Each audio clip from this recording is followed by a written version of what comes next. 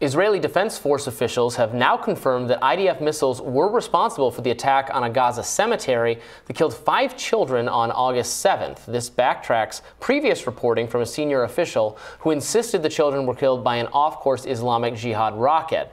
Please note that the officials coming forward now are unnamed. Reuters reports that 17 children were among 49 Palestinians killed in the 3-day assault, which Israel described as a preemptive operation. Katie is host of the Useful Idiots podcast and of the Katie Halper Show, and she's here to discuss the new developments. Welcome back to Rising, Katie. Thanks so much.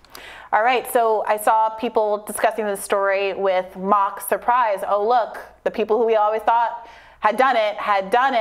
What do you make of this kind of, reveal of who's responsible for these deaths?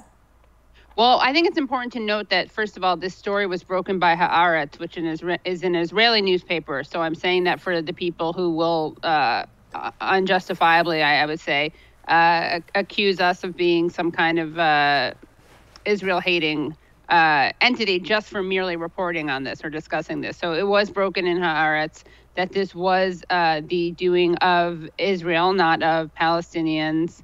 And the story is important to note because, as often happens in war, the stories get lost. But what happened was this was hours before the ceasefire was declared. 4 children in the Jabalia refugee camp in the northern Gaza Strip, 4 cousins went to visit their grandfather's grave in a nearby cemetery. They went with one of their friends, so that was 5 of them. One of the 5 children who was killed was only 4 years old. And Israel bombed part of this cemetery, and they, not to be graphic, but they blew the kids to pieces. And a father of one of the children recalled running to the cemetery just right after he heard the explosion and finding literal pieces of his son. Oh, my God. And scooping them up. And now the 5 children are buried in the cemetery that they were visiting. And as you guys said, at first, Israel was suggesting it was done by Palestinian Islamic Jihad, but they finally admitted that it was their own bombing of the cemetery. And of course, this was, as you guys referred to, this was at the tail end of the attacks on Gaza that left 49 people and 17 children killed. And again, this attack was preemptive. That's something Israel itself admits. And I think it's really important to discuss another related story, which is breaking news, depending on when you're watching this. But as of Thursday morning, Israel launched raids on 6 human rights organizations. Basically, overnight, they went to these human rights organizations and they shuttered them and they took some of their supplies. They declared them terrorist organizations and shut them down. And these allegations are baseless. And we know that because Israel tried to get 9 European governments to sign off on the claim that they were terrorist organizations, and they refused to do so because there was no evidence of that. So it makes sense when you're, in light of the other story we just spoke about, it would make sense for Israel to be threatened by the existence of human rights organizations, because when you're a government that claims to respect human rights, but you actually are launching preemptive attacks and frequently violating international law through your attacks, and of course, constantly violating international law by being an occupying force in an apartheid state, you don't really want human rights organizations operating. Is there enough of a history, and I'm asking you this because I genuinely don't know, because I don't cover these things nearly as rigorously as you do, Katie. Is there a history of the IDF officials saying one thing and then unnamed sources contradicting that reporting to outlets like Haaretz that would thus give us some reason to default to kind of trusting this new reporting rather than the official statement?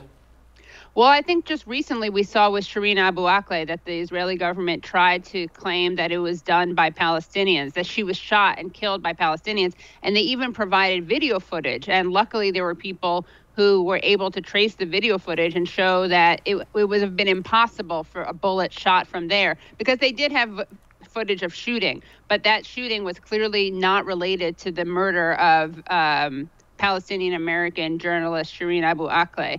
So I think we see this kind of obfuscation and denial quite frequently. And it's so clear right now that that the evidence supports the fact that Israel killed these 5 children, because Israel even is no longer pushing back on it. They're not denying it anymore. And that suggests that there really is overwhelming evidence of this. I mean, the eyewitnesses saw it happen. They knew it was Israel. Everyone who saw it happen knew that it was.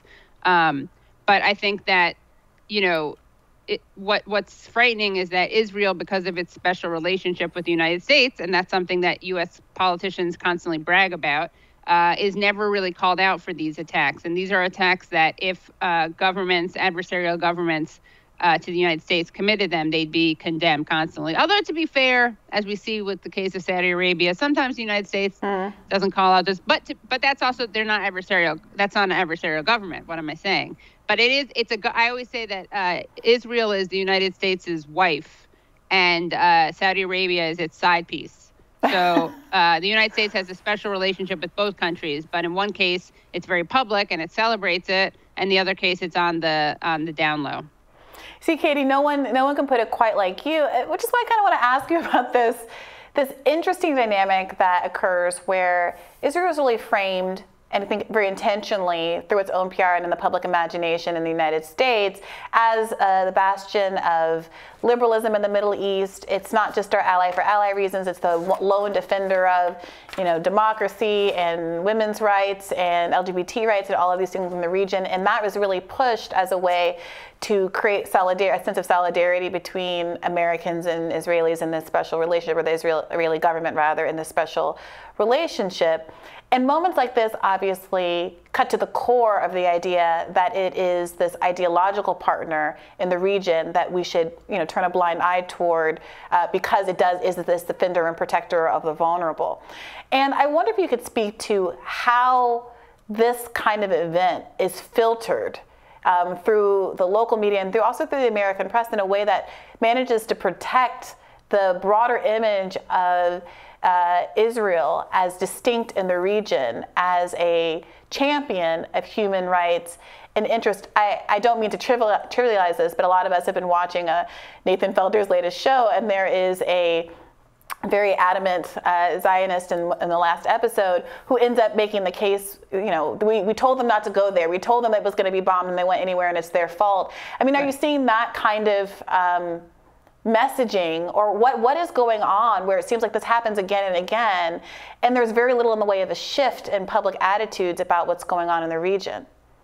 Yeah, I mean, I think there is some shift that's going on in public attitudes. There's not a shift in policy, and that's, of course, a big problem. But yeah, it's almost like people are so, they've been so bombarded by imagery and framing of Palestinians and Middle East people in the Middle East as quote unquote terrorists. I mean, we've seen this through Hollywood. This is one of the reasons it was so easy for Bush to convince people that Saddam Hussein had something to do with 9/11. It's this kind of like this terrorist threat among people who are of a certain background. So even though Saddam Hussein and Osama bin Laden had nothing, like, were ideological polar opposites in many ways, it was so easy to pretend that Saddam Hussein had something to do with 9/11 because people, I think, have such either conscious or subconscious Islamophobia. And that comes from a lot of movies. I mean, it used to be the Russians and during the Cold War, and then it became Middle Easterners. So I think that's part of it. Also, I think that Israel has been really good at framing everything that Israel does as unfortunate but inevitable or unnecessary for self-defense. And of course, they always say, does Israel have the right to defend itself? Yes, it does, but a preemptive strike is not self-defense. And if they have, they also always brag about their surgical precision and their advanced weaponry. But if they have that, then how do they justify killing all these civilians? And the truth is that there is next time I'm on, I'll come back with the name, but there's a retaliatory military code. It's unofficial, but it's well known that you're supposed to attack in a way that scares the other side from ever doing anything again. And again, when the other side are the people who have the legal right to resist their occupiers, and this is just according to the UN.